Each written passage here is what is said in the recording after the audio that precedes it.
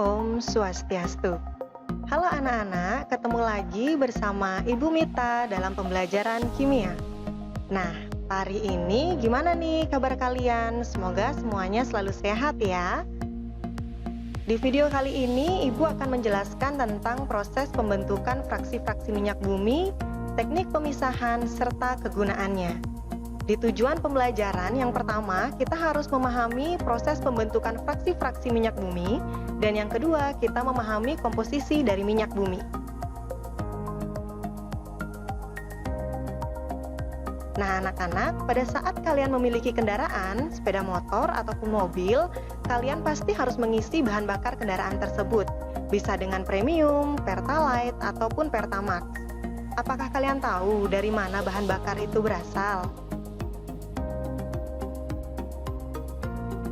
Wah, bagus sekali ya. Ternyata banyak anak-anak yang sudah tahu tentang bahan bakar kendaraan, tetapi masih belum paham dengan bagaimana didapatkannya bahan bakar tersebut.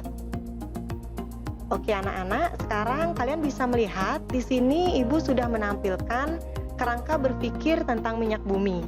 Minyak bumi merupakan campuran berbagai macam zat organik, tetapi komponen pokoknya hidrokarbon. Minyak bumi disebut juga sebagai minyak mineral karena diperoleh dalam bentuk campuran dengan mineral lainnya. Minyak bumi tidak dihasilkan dan didapat secara langsung dari hewan atau tumbuhan, melainkan dari fosil. Oleh karena itu, minyak bumi dikatakan sebagai salah satu bahan bakar fosil. Minyak bumi terbentuk dari peluruhan tumbuhan dan hewan yang memungkinkan berasal dari laut. Tidak hanya itu, minyak bumi mentah atau biasa disebut sebagai minyak mentah pada umumnya terdiri dari campuran rumit senyawa alifatik dan aromatis, serta sedikit senyawa sulfur dan nitrogen yang sejauh ini ditemukan sedikitnya sekitar 500 senyawa yang terkandung dalam cuplikan minyak bumi. Nah, minyak bumi ini sendiri memiliki komposisi yang berbeda dalam setiap tingkatan-tingkatan sumurnya.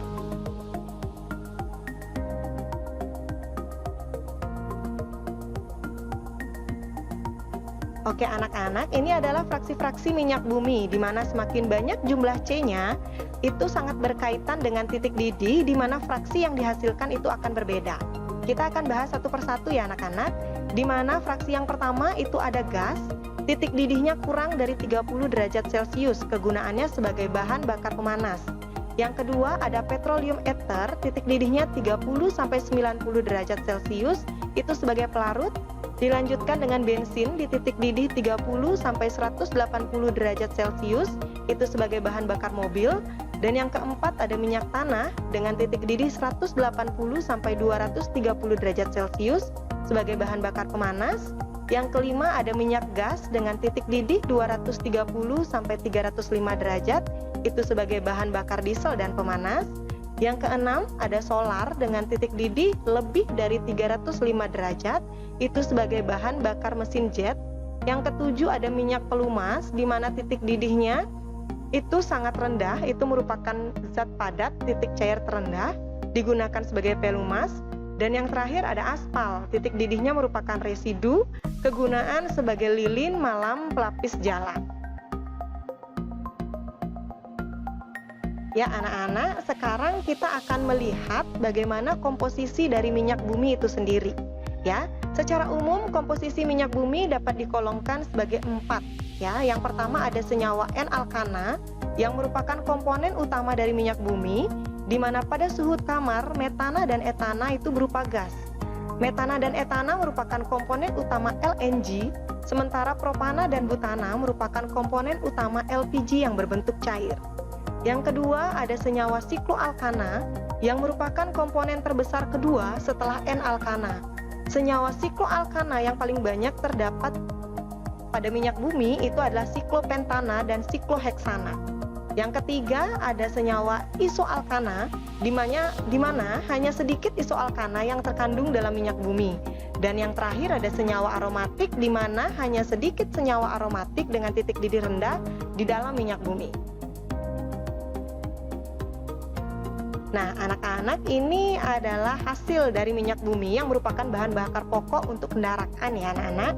Jadi kita bisa lihat di mana metana, CH4 dan etana C2H6 itu sebagai bahan utama LNG, Dilanjutkan dengan propana dan butana sebagai bahan utama LPG.